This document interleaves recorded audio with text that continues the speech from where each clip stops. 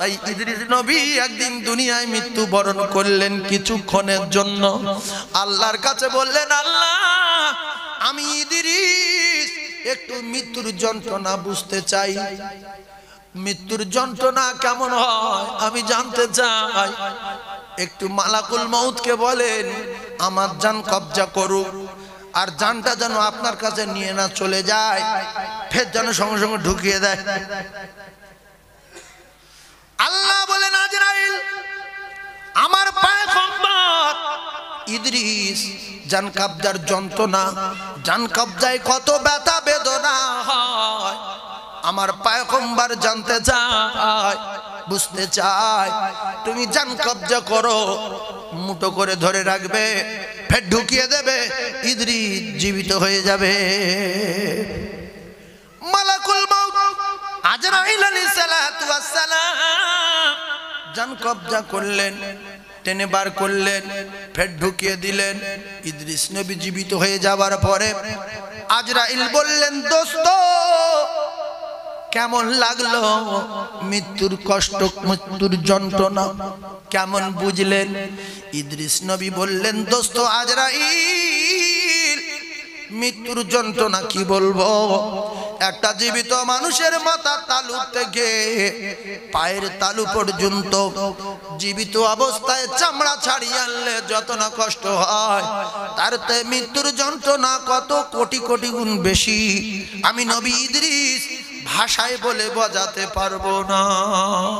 আজরাইল বললেন, দোস্ত আপনি তো আমার দোস্ত, তাহলে দোস্ত জান আসানির সঙ্গে কবজা করেছি, আলোচনার মধ্য দিয়ে যদি জান কবজা করলে এত কষ্ট হয়, যারা পাপী তাদের জান কবজা করার সময় কেমন হয়? আমার নবীর আগে গুনাহ নাই, আমার নবীর পিছে গুনাহ নাই, আমার নবী বেগুনাহ, সেই বেগুনাহ নবীর জান কবজা করার সময় এত কষ্ট হচ্ছিল নবীর। আমার নবী বললেন, আজরাইল একটু দাঁড়াও, একটু দাঁড়াও।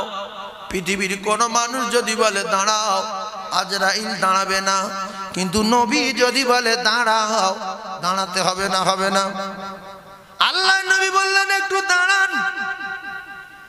মালাকুল মউত ছেড়ে দিলেন। ইয়া রাসূলুল্লাহ বলেন, বলছে, ও আজরাইল আমি তো জান কবজার অনুমতি দিলাম, অনেক আলোচনা আমার সঙ্গে করা হলো যে আপনি যদি অর্ডার দেন তবে আমি আপনার জান কবজা করব, আপনি যদি বলেন থাকতে চাই আমি মালাকুল মউত ফিরে যাব, কথা দিলাম।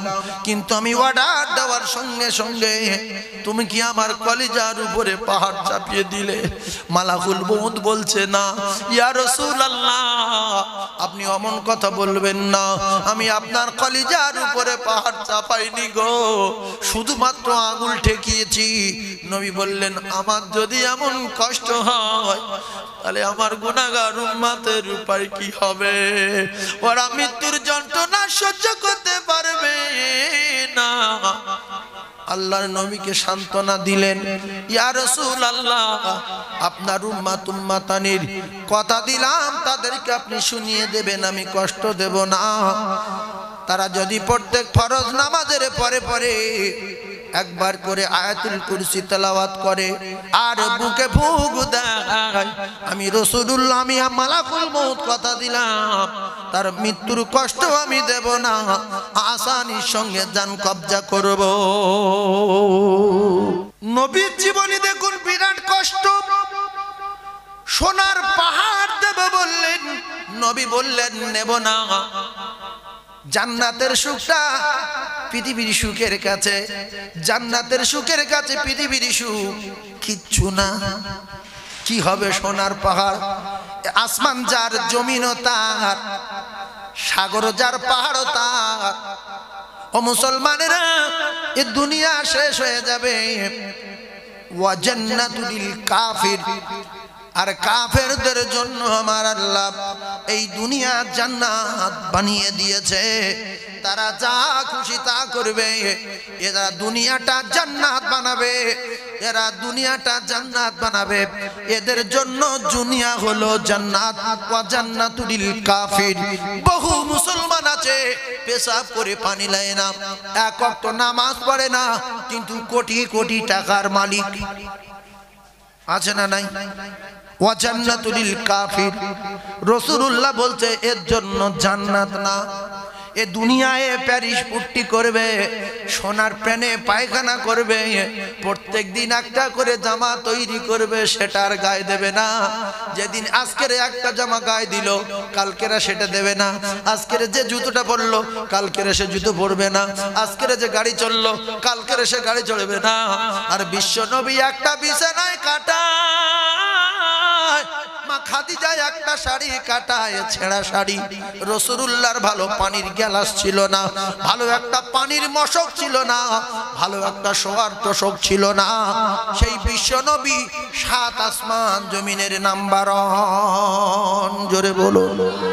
মা খাদিজার খাওয়া হতো না, সেই খাদিজার জোড়া রাসূল বললেন আসমানের নিচে জমিনের উপরে খাদিজার জোড়া মিলবে না।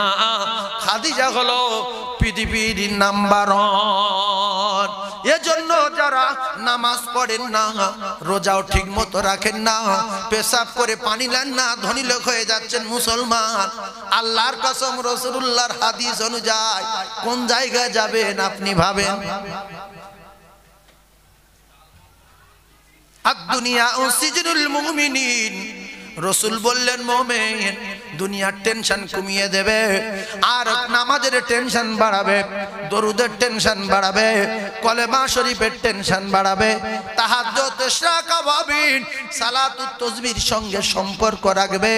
কারণ মুমিন জানে ছেলে যাবে না কবরে, মেয়ে যাবে না কবরে, টাকা যাবে না কবরে, কবরে টাকা পয়সা কিচ্ছু যাবে না।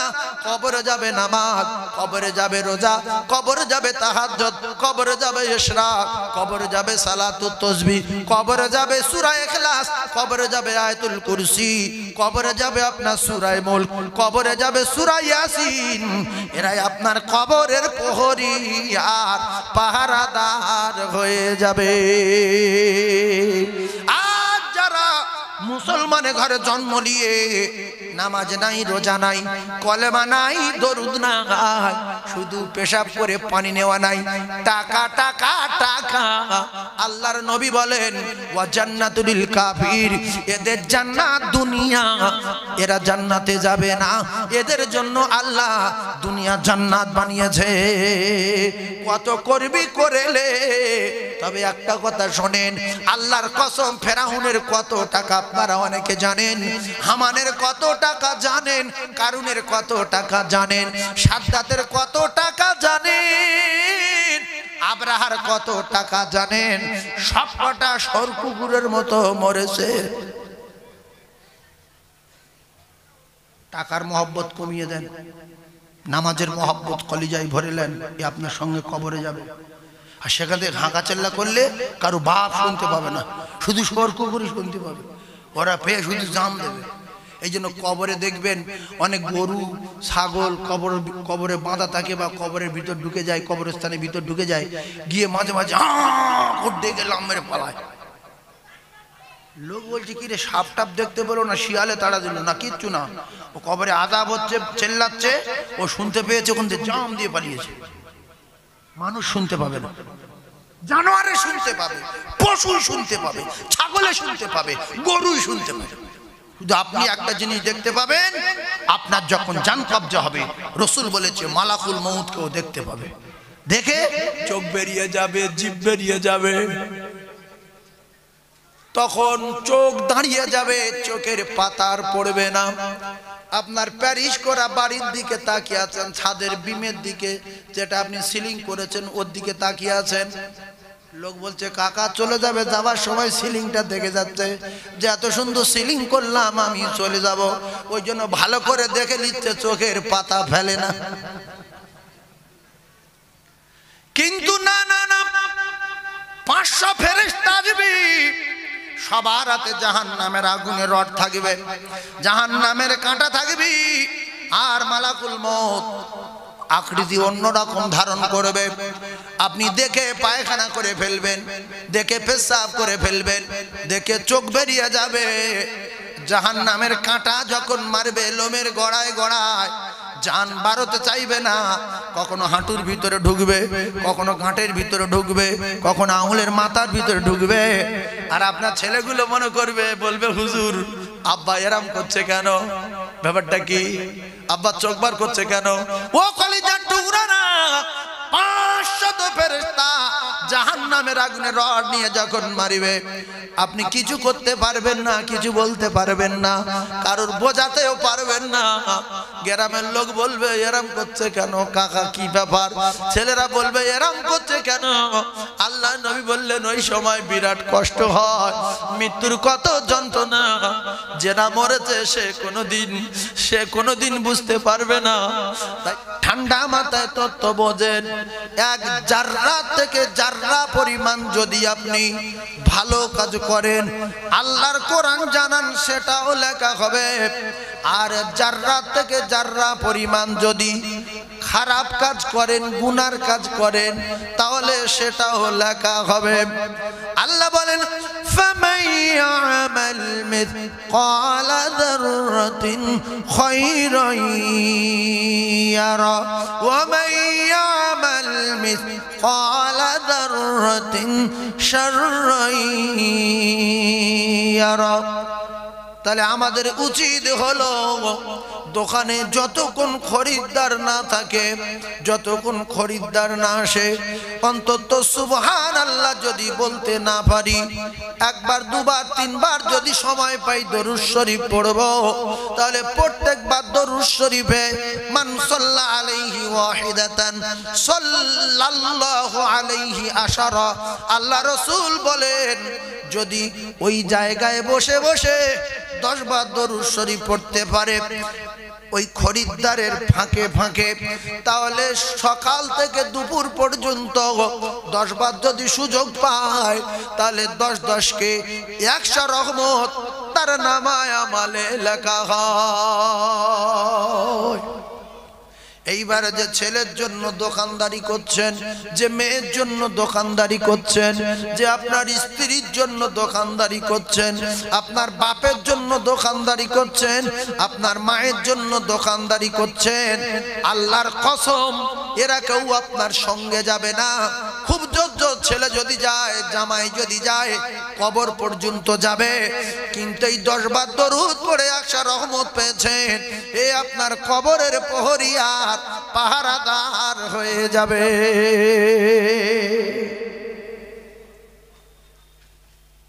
তাহলে সম্পর্ক রাখবেন বেশি ছেলের সঙ্গে না দরুদের সঙ্গে? কথা বলে, দরুদ কবরে ঢুকবে, আর ছেলে যদি ঢুকতে বলো, ছেলে বলবে না ও দোকান তুমি ফিরিয়ে নেবে, কিন্তু আমি কবরে যাব না। বাপের যখন শরীর খারাপ, বাপ বলছে যে বাপ এই ভাঙড় বাজারে তোর নামে 7টা দোকান, এখন 14 কোটি টাকা দাম, তা তুই একটা রাত আমার সঙ্গে কবরে থাকবি, কি হয় না হয় দেখবি, দেখে সকালে উঠে চলে আসবি। আমার বাপ বলিস, বলছে না তুমি দোকান ফিরে এলো, ওতে আমি নি ভিক করে খাবো। কিন্তু দরুদ সোজা কবরে যাবে, গিয়ে ফেরেশতাদের বলবে দাঁড়া মারবি না, আমি রহমত তোরা গজব, চল। সাপের বলবে কেটে পড়, আপনি তখন বলবেন তোরা কারা? বলবে আমি দরুদ, দোকানে বসে বসে দরুদ পড়তিস মনে নেই? হে আমি দরুদ। ও বলবে তুই পার ধারে কে দাঁড়িয়ে আছিস রে? বলবে আমি সুবহানাল্লাহ। মাথার ধারে কে রে? বলবে আমি কোরআন শরীফ। তখন আপনি আফসোস করবেন যে আল্লাহ, যতক্ষণ খরিদ্দার না থাকতো ততক্ষণ যদি শুধু সুবহানাল্লাহ, আলহামদুলিল্লাহ, আল্লাহু আকবার, আল্লাহুম্মা সাল্লি আলা সাইয়্যিদিনা শাফিঈনা মাওলানা মুহাম্মদ, এগুলো পড়তাম তো আরো পরি ভর্তি হয়ে যেত, কত সাপ আসবে, কত মুগুর আসবে, সব রহমতের কাছে তুচ্ছ হয়ে যাবে। জোরে বলুন সুবহানাল্লাহ। সাপ, মুকুর, লাঠি, এটা সেটা সব কি গজব, আর এগুলো কি রহমত।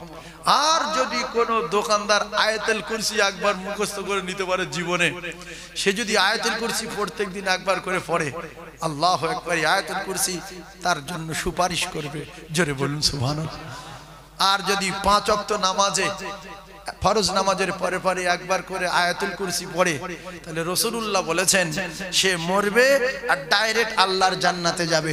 মাঝখানে একটা বাধা পাবে, শুধু মৃত্যু বাধা, মৃত্যু বাধা, আর কোনো জায়গায় বাধা পাবে না, মরবে ডাইরেক্ট আল্লাহর জান্নাতে যাবে। তো আমরা যারা দোকানদারি করি, দোকানদার ভাইদের বলছি আমাদের সময় কম, সেই জন্য সুবহানাল্লাহ বলতে সময় পাই না, দরুদ পড়তে সময় পাই না। এই জন্য যখন সময় পাবেন একটু পড়ার দরকার আছে না নাই? আবার দরুদ পড়তে গেলে একটা বিপদ আছে, সুবহানাল্লাহ বলতে গেলে একটা বিপদ আছে, আয়াতুল কুরসি পড়তে গেলে একটা বিপদ আছে। ওই জন্য করে আমরা সময় পাই না। কিন্তু এটা খুব কষ্টের কাজ না, ওই পেশাব করে পানি নিতে হয়, এটা খুব খারাপ জিনিস। বহু দোকানদার দোকানদারি করে পেশাব করে পানি নেয় না, সময় নেই। ও যতক্ষণ পানি নেবে, পানি ঢালবে, ততক্ষণ দোকানে এসে একটা খরিদ্দার ছাড়তে থাকবে। কি গো, পেশাব করতে গেলে পানি খুঁজে দিতে হবে, আবার পানি দিতে, পেশাব করা হয়ে গেল, ফের আবার 1 মিনিট ওই পানি ঢেলে ধুয়ে সব সময় যাবে, ততক্ষণ একটা খরিদ্দার ছাড়া যাবে। এই জন্য বহু দোকানদার দোকানদারি করে পেশাব করে পানি লাই না। তবে ভাঙড়ে আছে কিনা আমি বলতে পারবো না, বহু জায়গায় আমি দেখেছি পেশাব করেছে দোকানের পিছনে, পানি লাইনি, সাঁ করে মাল মাপছে, আর শুধু তাবিজ নিচ্ছে। তাবিজ কাজ হবে? তুই আগে পরিষ্কার আর দোকান পরিষ্কার হয়ে যাবে। কি কথা ঠিক না ভুল? এবারে ওই হাতে কত বড় অন্যায় করছে দেখেন, ওই নাপাক অবস্থায় ফুরফুরার তোয়া হুজুর, ওমর হুজুর, কালিমুল্লাহ হুজুর, এই হুজুর, ওই হুজুর, সব বড় বড় আল্লাহর ওলিরা আসছে। কই বাবু ভালো আছো? আসসালামু আলাইকুম। হাত বাড়িয়ে দেবে না? দেবে না? জোরে বলে। এবারে আপনার বন্ধু মানুষ এসছে, হাজী সাহেব আপনার সঙ্গে খুব মানে বন্ধুত্ব রয়েছে, খুব খাতির রয়েছে, আজান হয়ে গেছে, আপনি দোকানে আছেন, বলছে বাবু আসেন নামাজটা পড়ে আসি। ও তো জানে না যে পেশাব করে পানি লেয় না। কোথায় এ তখন বলছে যে আজকে আমার একটু অসুবিধা আছে ভাই, আপনি যান। হ্যাঁ আমি আজকে যেতে পারছি না, তার মানে ও বুঝতে পারে যে পেশাব করে পানি লেয়নি। আর যদি সঙ্গে সঙ্গে বলতেন হ্যাঁ চলেন নামাজ পড়তে যাবো চলেন, তাহলে পেশাব করে পানি নেওয়া থাকলে প্রত্যেকটা কাজে, প্রত্যেক আমলে মোহাব্বত পয়দা হবে। যে আমি জানাজা দেখছি, জানাজায় যাব, আমি আযান শুনেছি, মসজিদে যাব, আমি দরুদ পড়বো, আপনার মোহাব্বত পয়দা হবে দিলে যে আমি তো পাক আছি। কিন্তু পেশাব করে পানি না নিলে সব জায়গায় ছাক করবে, মশা করতে গেলে ছাক, দরুদ পড়তে গেলে ছাক, আজান হলে ছাক। কেউ যদি কোরআন শরীফটা দেয় যে ভাই এই কোরআন শরীফটা ওই উপরে তুলে রাখো, আমার অসুবিধা। কারণ তুমি কি, তোমার কি হয়েছে, তোমার কি ব্যায়াম হয়েছে? হ্যাঁ এটুকুন ধুইতে কি হয়েছে? যদি শীতের সময় বহু লোক পানি নেয় না, যে অত ঠান্ডা আমি ঠেকাতে পারি না, তা তোমার যদি ঠান্ডা ঠেকাতে না পারো ঢিল লাও, ঢিল কপালে যদি না জোটে তুলো লাও, তুলো যদি না জোটে আদলা ইট লাও, তা যদি না জোটে তুমি কাপড় লাও, তা যদি না হয় তাহলে তোমার পানি দেখে যদি খুব কষ্ট হয় একটা রুমালে ঘষে নিয়ে গিট মেরে রেখে দাও। আর যদি অনেক ধনী লোক হও তো রুমাল ফেলে দাও, আর যদি বকিল হও তাহলে রুমাল ফের ধুয়ে ফের পকেটে রাখো, যার পেশাব তার ভালো। কি কথা ঠিক না? তাহলে শরিয়াতে কত লাইন ক্লিয়ার দেখেন। পেশাব করে পানি নিতে পারছেন না, তুলো নেন, তুলো না নিতে পারেন, কাপড় নেন, কাপড় না টিস্যু নেন, টিস্যু নেন। এমন জায়গায় গিয়েছেন আজমিরে যাচ্ছেন, কোথাও পানি নেওয়ার ব্যবস্থা নেই, কাগজ নেই, তুলো নেই, কাপড় নেই, টিস্যু নেই, ঢিল নেই, কিচ্ছু নেই। তাহলে আপনি আপনার এই লুঙ্গি এক কানায় ঘষে নেবেন, লুঙ্গির এক কানায় মুছে গিট মেরে দেবেন। ও পেশাব আর 1-2 ফোঁটা পেশাব কত টানবে। পরে যখন পানি পাবেন ফুটখানেক দুধ থেকে লুঙ্গি ধুয়ে নেবেন, ওতে নামাজ পড়া যাবে, কোরআন পড়া যাবে। পেশাব এত বাজে জিনিস, গায়ে লাগানো যাবে না। ব্যবসা করা তো আল্লাহর রহমত, আল্লাহ রসুল ব্যবসা করতে বলেছে, আল্লাহ ব্যবসা করতে বলেছে, ব্যবসায় প্রচুর আল্লাহ পাকের রহমত রয়েছে। সেই ব্যবসায়ী মানুষগুলো যদি শুধু পেশাব করে পানি লায়, আল্লাহর রহমত ওই দোকানে বর্ষণ হবে। কিন্তু সময় কম, মানে টাইম এত কম, পেশাব করার পানি নেই, পানি নেওয়ার সময় নেই, গোপ দাড়ি ফেলবে সময় নেই। বলে কাকা গোপ তো গালে ভেতরে আসছে, বলে কি করবো আমি বড় ব্যবসায়ী, তুমি তো জানো। গোপ ফেলার সময় নেই, গোপ ফেলা যদি সময় না থাকে আরো কোথায় কি হয় আজ ভাবে নেবে। আল্লাহু আকবার, আল্লাহু আকবার। নামাজ পড়ার সময় নেই, কোরআন পড়ার সময় নেই, তাহলে জীবনে প্রত্যেক দিন দোকানে যারা দোকানদারি করবেন, এর ভিতরে যদি একটা দোকানদার ভাই বসে থাকেন, আমি আল্লাহর রাস্তায় আপনার দুটো হাত এবং অনুরোধ করে পায়ে ধরে বলে যাচ্ছি, সকালবেলা এসে দোকানে বসে দোকান ঝাঁট দিতে দিতে, দোকান পরিষ্কার করতে করতে, ঝাঁপ তুলতে তুলতে, শাটার তুলতে তুলতে 3 বার কুলু সূরা পড়তে পারবেন? কুলু সূরা নাম শুনেছেন? কুলু সূরা, যেটাকে সূরা ইখলাস বলে। এরকম বিসমিল্লাহির রহমানির রহিম, قل هو الله أحد الله الصمد لم يلد ولم يولد ولم يكن له كفوا أحد। আপনি আস্তে আস্তে পড়লে 30 সেকেন্ড লাগবে, 3 বার পড়তে 30 সেকেন্ড লাগবে।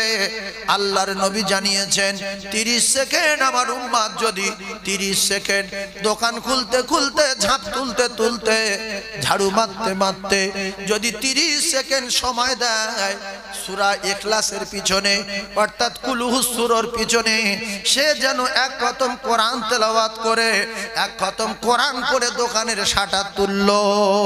জোরে বলুন। এবারে বিকাল বেলা যখন আপনি এসে দোকান খুলবেন, বাসরের পরে 4টের সময় বা মাগরিবের পরে দোকান খুলবেন, আবার 3 বার সূরা ইখলাস পড়বেন, 1 খতম কোরআন শরীফ পড়ে আবার বিকাল বেলা দোকান খুললেন। আপনার দোকানে তাবিজ লাগবে না, ফুক লাগবে না, সব তাবিজের বাপের নাম হলো কোরআন শরীফ। সব তাবিজের বাপের নাম মুখে বলেন, সব তাবিজের বাপের নাম কোরআন শরীফ। তাহলে আপনি কোরআন পড়েন না, নামাজও পড়েন না, পেশাব করে পানি নেন না, সুবহানাল্লাহ বলেন না, দরুদ শরীফ পড়েন না, শুধু দোকানদারি করে যাচ্ছেন, আল্লাহ পাক আপনার দোকানে প্রচুর টাকা দেবে, প্রচুর ব্যবসায় লাভ দিয়ে দেবে। আপনি বেনামাজি আপনার 4 তলা বাড়ি দেবে, নামাজিগুলো গরিব হয়ে যাবে। ও কলিজার টুকরারা, পেশাব করে পানি না নিলে, দরুদ শরীফ না পড়লে, কলমা শরীফ না পড়লে, সুবহানাল্লাহ না পড়লে আপনি কিন্তু কোটিপতি হয়ে যাবেন। যদি বলেন ওয়াজ তো উল্টো হচ্ছে রে, এই উল্টো ওয়াজ কি ফেঁসাতে পড়ে দেখেন। এই নবী যত কথা বলেছে সবগুলো সত্য না মিথ্যা? আচ্ছা, এই যারা অন্য ধর্মের মানুষ, এরা দরুদ পড়ে, পেড়া করে পানি লাই, নামাজ পড়ে, কলমা পড়ে, এরা কিন্তু আমাদের চেয়ে বড় বড় কোটিপতি রয়েছে। এই আম লোক মুখ্য লোক যুক্তি দেবে বলে আল্লাহর নবী জানিয়েছেন, কারণ এদের সামনে যখন বলবো দোকানে বরকত হবে, কোটি কোটি টাকা আল্লাহ লাভ দেবে, ওরা তখন ঘুরিয়ে প্রশ্ন করবে, তাহলে অন্য ধর্মের মানুষেরা তারা দরুদও পড়ে না, কলমা পড়ে না, তাদের দোকানগুলো 8 তলা 10 তলা, বিল্ডিং গুলো 15 তলা 20 তলা, 40-50টা গাড়ি কি করে হচ্ছে?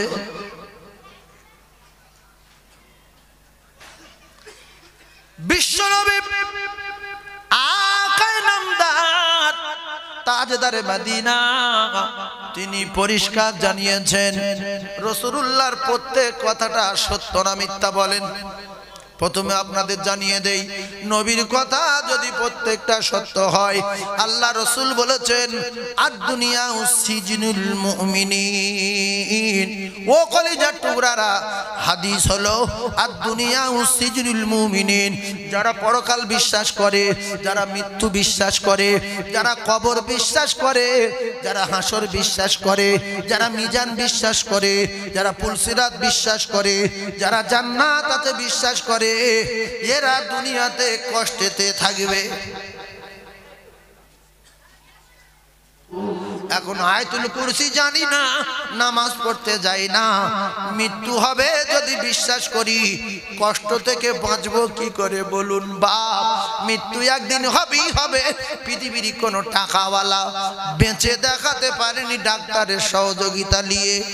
কিছু মানুষ ভরসা রাখে ডাক্তারের উপরে, ডাক্তার বিরাট শক্তিশালী, ডাক্তার ভগবান, ডাক্তার আল্লাহ। সত্যি এ মানুষ, এরকম ডাক্তার দেখা যায় না। সেবারে প্রায় মারা গিয়েছিলাম, আমি গিয়ে 5 লাখ টাকা ফি দিলাম, 3 লাখ টাকা ঔষধের দাম দিলাম, দিব্যি বেঁচে গেলাম। এইরকম 2-4 বার ওসিলা ডাক্তার আল্লাহ আপনার বাঁচিয়ে ফিরিয়ে দেবে। কিন্তু ডাক্তারে যদি কোনো মানুষের ঔষধ খাইয়ে বাঁচাতে পারতো, বা ডাক্তার যদি কোনো মানুষের ঔষধ খাইয়ে খাইয়ে দামি দামি ইঞ্জেকশন দিয়ে দিয়ে বাঁচিয়ে রাখতে পারতো, অন্তত পৃথিবীর ডাক্তারগুলো নিজেরাই বেঁচে থাকতো। গ্রামের লোকে ছেড়ে দেন, মা বাপ কোটি কোটি টাকা খরচা করে ডাক্তারি শেখালো, লন্ডন থেকে পাশ করালো, ও পৃথিবীর গলিতে গলিতে বিরাট বিরাট জায়গা থেকে পাশ করালো। পাশ করানোর পরে ডাক্তারের মা বাবা মরে গেল, ডাক্তার বাঁচাতে পারেনি। আল্লাহর কসম, ডাক্তার মানুষকে বাঁচাতে পারে না, ঔষধ মানুষকে বাঁচাতে পারে না। ঔষধের কোনো ক্ষমতা নেই, ঔষধ শুধু ওসিলা। আল্লাহ যদি সেরে যেতে বলে তবে ঔষধ কাজ করে, তার আগে ঔষধ কাজ করে দেখাতে পারবে না। আমরা বিশ্বাস করি ঔষধের কোনো ক্ষমতা নাই, ডাক্তারের কোনো ক্ষমতা নাই, আগুনের কোনো ক্ষমতা নাই, পানির কোনো ক্ষমতা নাই, মাছের কোনো ক্ষমতা নাই, গাছের কোনো ক্ষমতা নাই। সব ক্ষমতার মালিক আমার আল্লাহ। গাছের যদি ক্ষমতা থাকতো নবী জাকারিয়াকে গাছ বাঁচিয়ে দিত, পানির যদি ক্ষমতা থাকতো মুসা নবীকে পানি মেরে দিত, আগুনের যদি ক্ষমতা থাকতো ইব্রাহিম খলিলুল্লাহকে আগুন ডুবিয়ে দিত। ও কলিজার টুকরারা, এরা সবাই কথা শুনেছে কার? এরা সবাই কথা শুনেছে আমার আল্লাহর। এজন্য ঔষধের কোনো ক্ষমতা নাই, ডাক্তার কিছু করতে পারে না, ডাক্তার শুধু ওসিলা, বাঁচিয়ে দেবেন আমার আল্লাহ। এজন্য যারা ভালো ডাক্তার, ভালো বংশের ছেলে, জ্ঞানগম্যী যে সমস্ত ডাক্তারের ভালো, ওই ডাক্তাররা বলে বাবা আমার হাতে কিছু নাই, এ রুগী তো কঠিন পরিস্থিতি হয়ে গেছে, এ রুগী যদি বাঁচিয়ে দিতে পারেন তিনি, যিনি মালিক, যিনি স্রষ্টা, যিনি উপরওয়ালা, যিনি ভগবান, তিনি বাঁচালে বাঁচতে পারে, আমার বাঁচানোর ক্ষমতা নাই। এই রকম বহু ডাক্তার কিন্তু বলে। আবার দুটো একটা ডাক্তার আছে আমার কাছে এসেছে মানে বেঁচে যাবে গ্যারান্টি।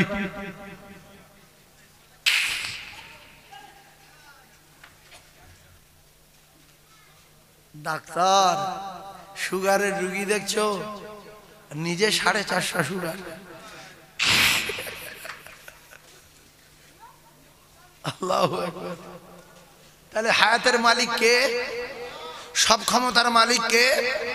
যারা ধনী লোক বসে আছেন প্যারিস পুট্টি বাড়ি, আপনি একটু ভেবেছেন যে আমি মারা গেলে কবর কি প্যারিস হবে? কবরে কি মার্বেল পাওয়া যাবে? কবরে কি এসি থাকবে? ছেলেদের বলে যাবেন একটা ছোট্ট এসি মাথার ধারে দিয়ে সুইচটা বাড়ির কাছে রাখবেন, যেই বাপের ঢুকে দেবে সঙ্গে সঙ্গে এসি সুইচ মেরে দেবেন।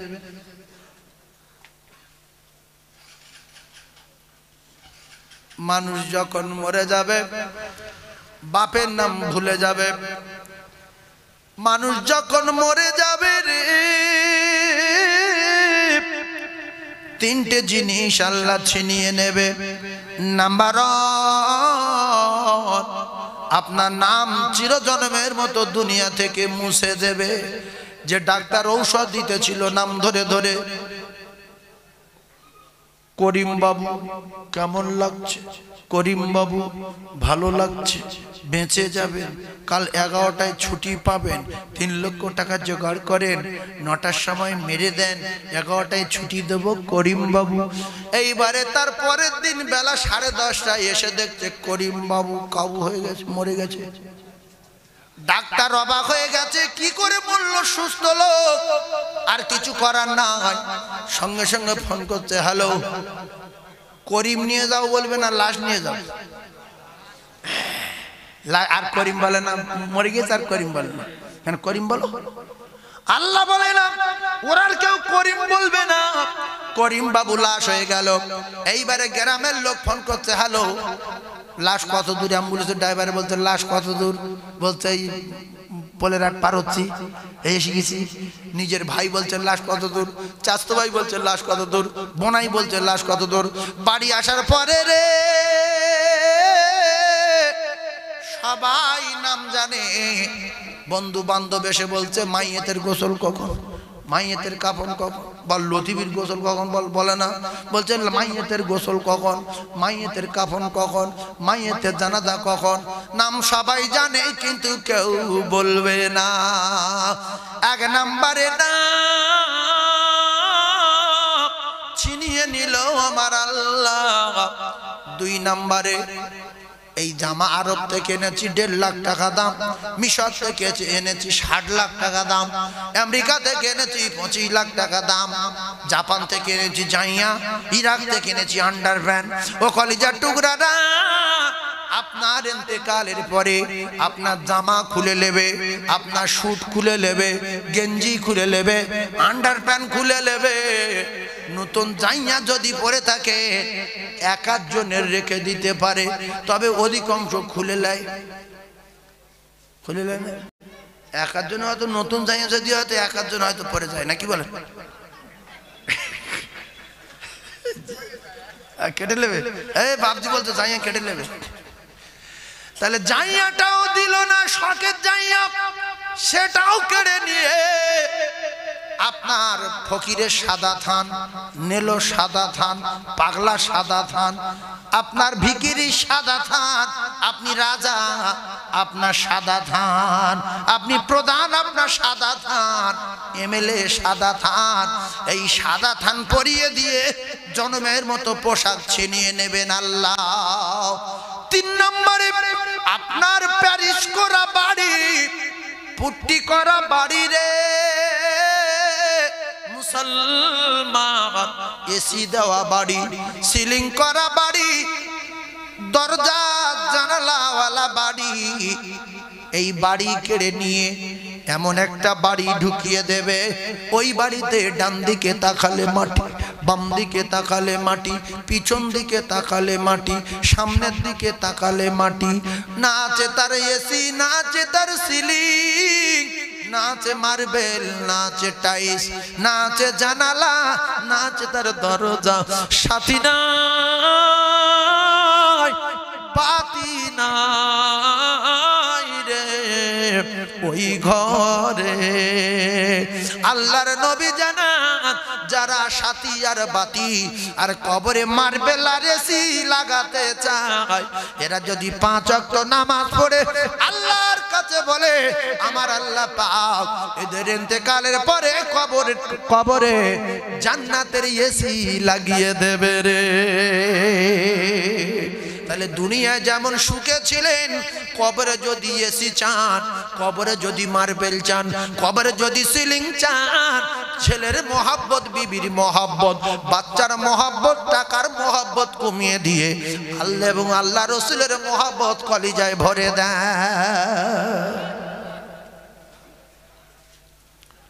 দুনিয়ায় যত টাকা টাকা করবে, কবর তত ফাঁকা ফাঁকা লাগবে। আর দুনিয়া যত আল্লাহ আল্লাহ করবে, কবর তত এসি আর মার্বেল আর প্যারিস আর পুট্টি হয়ে জান্নাতের এসি দরজা খুলে দেবে। জোরে বলুন সুবহানাল্লাহ, চিল্লে বলে। আচ্ছা আমি কথা বলছি আস্তে আস্তে, আপনাদের রাগ হচ্ছে কি? কবরে একা যাবেন না দুজন যাবেন? একা জীবনে যাবেন না, বিশাল মার মারবে। একা মানুষ যায় কবরে। এমনি যদি আপনি ইরাকে যান, একা গেলে কিরম ছং ছং করে না গা, যে আরেকজন যদি হতো ভালো হতো, 4 জন যদি হতো ভালো হতো, 10 জন যদি হতো ইরাকে যাওয়ার সময় আরো ভালো না খারাপ? আর যদি একজন যায় ভয় ভয় করবে, ভাই বাবু ঠিক বলেছে। এইবারে আপনারা বোঝার চেষ্টা করুন, বিশ্বাস করুন আমি মিথ্যা বলিনি। আপনি যদি মনে করেন কাল সকালবেলা দুবাই যাব, দুবাই আপনি পারবেন, এক্ষুনি আপনার ভিসা হয়ে যাবে টাকার ক্ষমতায়, টাকার বলে। আর এই দুবাই যে কটা প্লেন যায়, ওতে মোবাইলে মেরে চেক করা হবে, কম্পিউটারে ফেলে কোন সিট খালি আছে, অমুক সিট 5টা কি 6টা, টাকার বলে আপনি চলে যেতে পারবেন।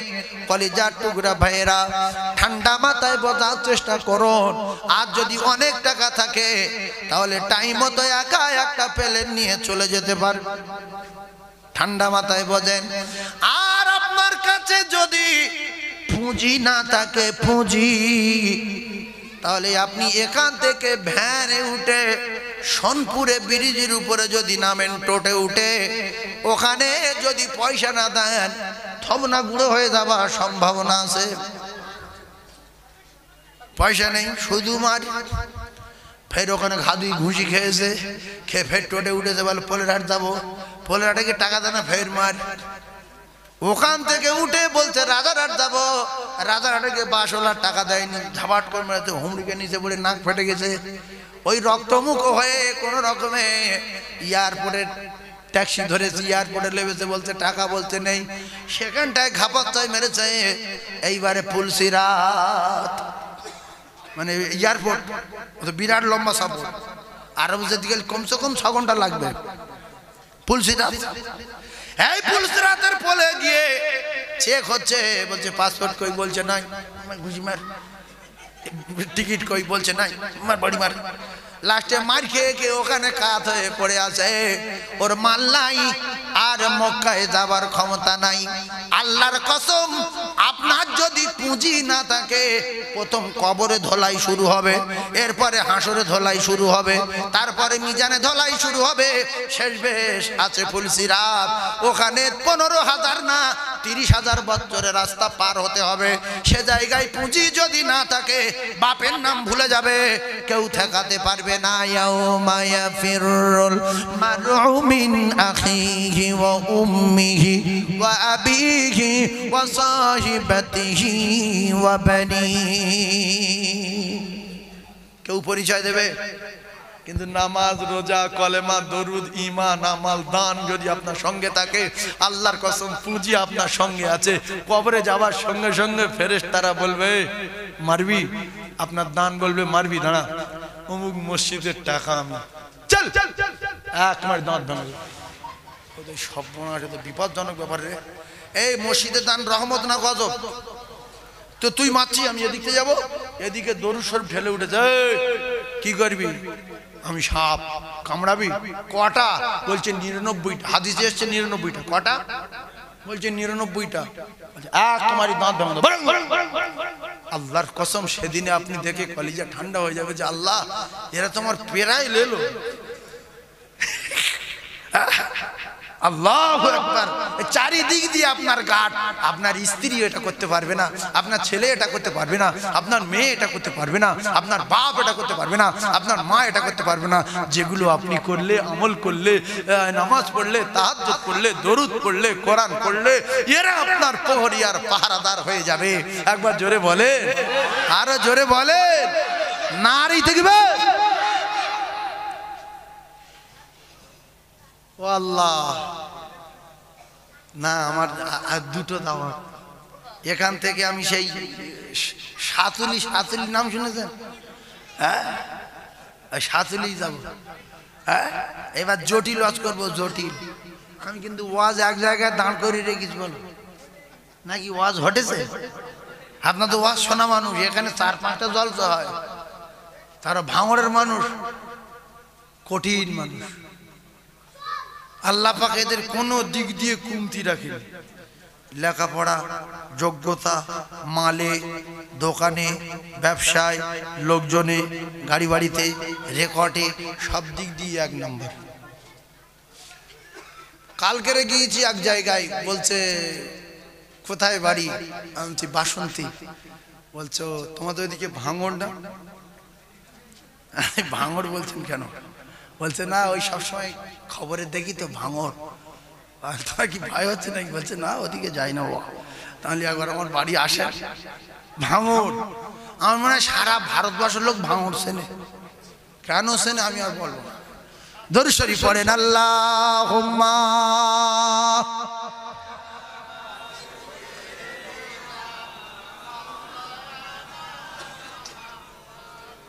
ওয়া আলা আলি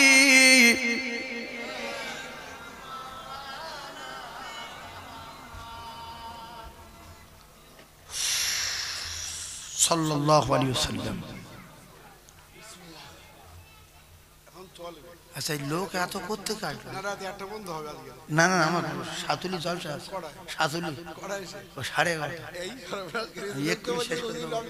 না আমার ওই ভাইয়ের নামটা কি বললাম ভুলে গেলাম। খোকন ভাই বললো যে আমাদের ভাঙড়ে এখানে ব্যবসায়ী মানুষ, এরা সারাদিন কষ্ট করে আর আমি ওদের কষ্ট দিতে চাই না, বুঝলেন? বাস্তব আমার সঙ্গে যেটা বলেছে। তো সেই জন্য তারপরে এ কথাও বলেছে যে সবার বাড়ি এই ভাঙড়ে না, আশেপাশে গ্রামে কেউ মোটর সাইকেলে যাবে, কেউ সাইকেলে যাবে, কেউ টোটোয় যাবে। আর এখানে যদি রাত 1টা বাজিয়ে দিই তোরা যাবে কখন, শোবে কখন, আর কি করবে? ভাত নাই দিলাম এখানে। বলছে যে পানি বিরিয়ানি 12 হাঁড়ি বিরিয়ানি। এ মাইকে বলছি দোকানদাররা যে আসে কখন ভাই বলছে তুমি মাইকি বলো যে আসে 12 হাঁড়ি বিরিয়ানি। আল্লাহু আকবার। এই যে বিরিয়ানির খবর অনেক জায়গায় ওয়াজ করি তো বলে হুজুর বেশি বিরিয়ানি টিরানি মাইকে বলার দরকার নেই, এই যা লোক আছে এই দিলে তাই অস্থির। অনেক জায়গায় বিরিয়ানি কম পড়ে, বলছে আরো 10 হাঁড়ি হলে তবে দেওয়া যেত। তো আল্লাহ পাকের অশেষ রহমত, আপনারা ভরে গেছেন, ফেরেশতাদের সঙ্গে বসেছেন বেহেশতের বাগানে। যতটুকু আলোচনা করলাম আপনারা শিক্ষিত মানুষ, জ্ঞানী মানুষ। শুধু দোকান করে 1 ঘন্টা হয়ে গেল, শুধু দোকানদার কি করবে?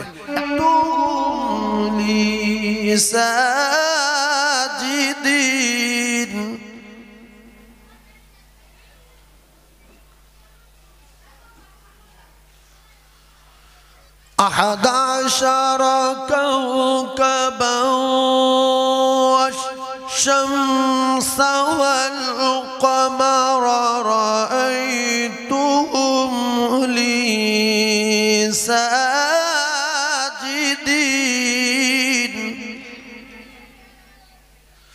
صدق الله العظيم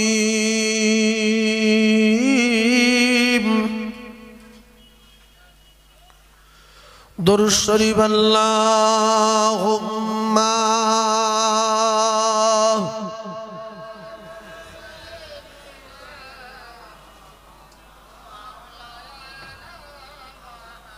وعلى آله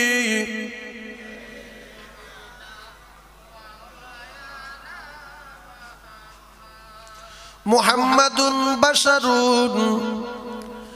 ليس كالبشر يقوت حجر ليس كالحجر اللهم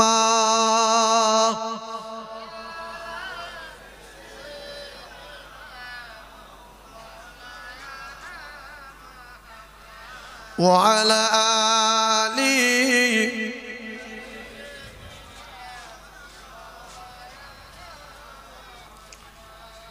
সকলে বলেন সাল্লাল্লাহু আলাইহি ওয়াসাল্লাম। বলেন সাল্লাল্লাহু আলাইহি ওয়াসাল্লাম। সাল্লাল্লাহ বলবেন না, সল তারপরে লালটা মনে রাখবেন, লাল লাল নীল হলুদ সাদা কালো এগুলো আমরা জানি না। এই দরুদে কি বলবো? লাল লোল বলবো না, মানে বলো সাল্লাল্লাহু আলাইহি সাল্লাম, সাল্লাল্লাহ না সল, তারপর কি বলবেন? লাল। এটা মনে রাখবেন না, বাপ বলি সল লাল লাহু আলাইহি ওয়াসাল্লাম, বিনিময়ে 10টা রহমত পাবেন। সুবহানাল্লাহ বলে। এবারে আগিয়ে যাই। আল্লাহ রসুল দিন ও দুনিয়ার বাদশাহ, মূল কথাগুলো বলবো। আল্লাহ রসুল দিন ও দুনিয়ার বাদশার উম্মাদ করে আল্লাহ পাক আমাদেরকে পাঠিয়েছেন। আর আমরা যে উল্টো পাল্টা করব না, বিয়াদবি করব না, আমরা যে 2 নম্বরই করব না, সেই জন্য করে আল্লাহ পাক আমাদের গলায় একটা চিপ বসিয়ে দিয়েছে।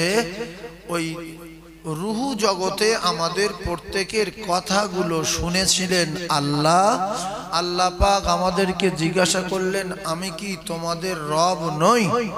আমরা সবাই বলেছিলাম নিশ্চয়ই আপনি আমাদের মালিক, আপনি আমাদের স্রষ্টা। আলাস্তু বিরব্বিকুম, উত্তরে সবাই বলেছিলাম ক্বালু বালা। আমরা সবাই কথা দিচ্ছি আপনার কথা মতো চলবো, উল্টো পাল্টা করব না। তো আল্লাহ পাক আমাদের কথা শুনলেন, আমাদের গলায় একটা করে রেকর্ডিং হওয়া যে চিপ মেশিন যেটাতে রেকর্ডিং হয়, ওইটা একটা করে ক্যাসেট বসিয়ে দিয়েছে গলায়। যে মিথ্যাবাদী না ধোঁকাবাজি না চিটিংবাজি করবে আমার সাথে, আমি গলাতে চিপ বসিয়ে দিচ্ছি। কোথায় বসিয়ে দিয়েছে বাবু? গলায়। এরপরে আল্লাহ পাক এই কানে টোটাল জিন্দেগিতে কি কি শুনেছি সেজন্য কানের আল্লাহ জবান খুলে দেবে। চোখে কি কি দেখেছি চোখের আল্লাহ জবান খুলে দেবে। এরপরেও আল্লাহ পাক দুটো কাঁধে দুটো লেখক, সম্মানীয় লেখক দিয়ে রেখেছেন। এই দুজনে শুধু আপনার সারা দিন রাত 24 ঘন্টার ভালো এবং মন্দগুলো দুজনে লিখছে। আল্লাহ পাক বললেন লিখবে ফামান ইয়ামাল মিসকালা যাররাতিন। রাজার কাছে পুলিশ আবার লোক ধরে নিয়ে ওখানে গেল যে বাবু ব্যাপারটা কি, তুমি কোনো জাদু জাদু জানো বা ম্যাজিক জানো বা কোনো বন্দুক নিয়ে যাও নাকি ব্যাপার? তো বললে আমার কাছে কিছু নাই, আমি কোরআনের হাফেজ। আপনার ওই দৈত্য বলি আর ওই পালোয়ান বলি যখন সাগর থেকে ওঠে তখন আমি কোরআনের আয়াত পড়ি, আর কোরআনের আয়াতের এত পাওয়ার আল্লাহ দিয়েছে, ওই কোরআনের আয়াতের পাওয়ারে ও জ্বলে পুড়ে সারখার হয়ে যায়, ও আমার ধারে বাড়ে ঘেঁষতে পারে না। তো বললো যে তুমি যে কোরআন পড়েছো সেই কোরআন আমরা পড়বো, আর তুমি যে মালিকের মানো সেই মালিকের আমরাও মানবো। আজ থেকে তোমার হাতে আমরা সবাই রাজা সহ সমস্ত মানুষ ঈমানের কলমা পড়ে মুসলমান হয়ে গেছে। জোরে বলুন। এই হলো কোরআনের পাওয়ার। কোরআনের পাওয়ার তখন ছিল, এখনো আছে। তো আমরা মানুষ একটু উল্টো পাল্টা হয়ে গেছি, সেই জন্য ফুঁক দিলে 3 ভাগ লোকের কাজ হয়, একই করা না, ফুঁক দিচ্ছি কাজ নাই। এই জন্য বিশ্বাস যারা করেছে আল্লাহ পাক তাদের প্রমাণ করে দেখিয়ে দিয়েছে। এই মানুষ জঙ্গলে যেত, বাঘ পাহারা দিত, আর এখন আমরা যে মানুষ গেলে সঙ্গে সঙ্গে কোনো কথা শুনতে তোর তোর এক বুড়ো করে তোর তোর আর ভালো রাখ, কিন্তু একই মানুষ বলে বিশ্বাস, শুধু বিশ্বাস। কলেমা তো অনেক হিন্দু লোকে জানে কিন্তু মুমিন না কেন মানে না। কোরআন শরীফ হিন্দু লোক এত পড়া পড়েছে, শেষ বেশ প্রত্যেকটা অক্ষরের মানে বুঝে কোরআন তাফসীর করে কোরআন পুরো বাংলায় 30 পারা কোরআন লিখে দিয়েছে, তার মানে সহ সে লোক মানে নিতেই জানতে হবে। এইজন্য কোরআন জানলে মুমিন, কলেমা পড়লে মুমিন না। নবী যারা চোখে দেখেছে এরা সবাই সাহাবী। আমরা জানি সাহাবী ওদের বলে যারা নবীকে চোখে দেখেছে, না ওদেরকে যদি সাহাবী বলা হতো তাহলে আবু জেহেল সাহাবী হয়ে যেত। আবু জেহেল নবী দেখেছে না দেখেনি? সাহাবী না। আবু তালিব নবী দেখেছে, জীবন দিয়েছে, ভালোবেসেছে, সাহাবী হতে পারে। আবু লাহাব সাহাবী হতে পারে, সব কাফের হয়ে দুনিয়া ছেড়ে বিদায়। এজন্য আমরা যে মুমিন মুসলমান, আমরা মুখে বলি কিন্তু কাজে করে দেখাতে। রাসূলুল্লাহ মুখে বলেছে ফির কাজে করে দেখি, সাহাবায়ে কেরাম মুখে বলেছে কাজে করে দেখি। সেজন্য আল্লাহ পাক আমাদের প্রত্যেককে শোনা এবং বলার চেয়ে বেশি বেশি করে আমল করবার মতো তৌফিক দেন। সকলে বলেন আল্লাহুম্মা আমিন। আরেকবার বলেন আল্লাহ।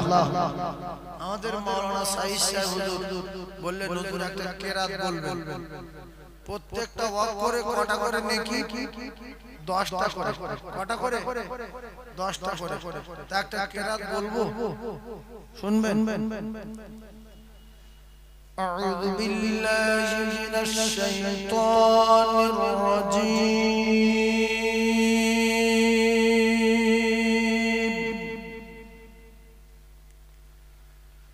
بسم الله الرحمن الرحيم.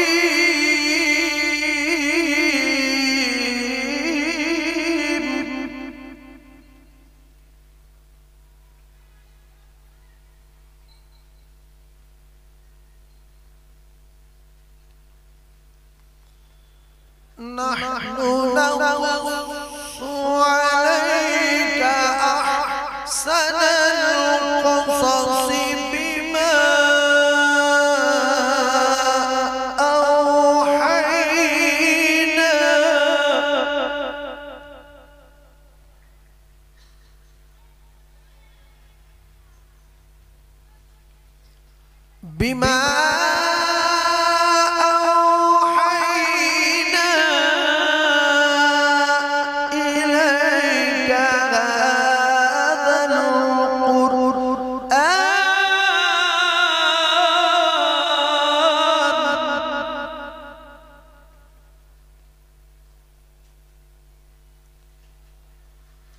ওয়া ইন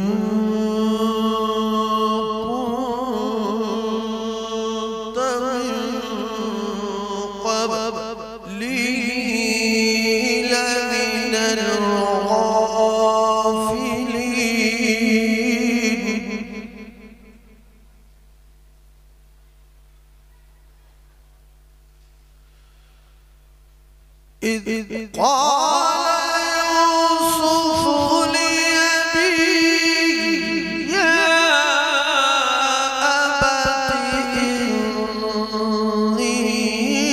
رأيت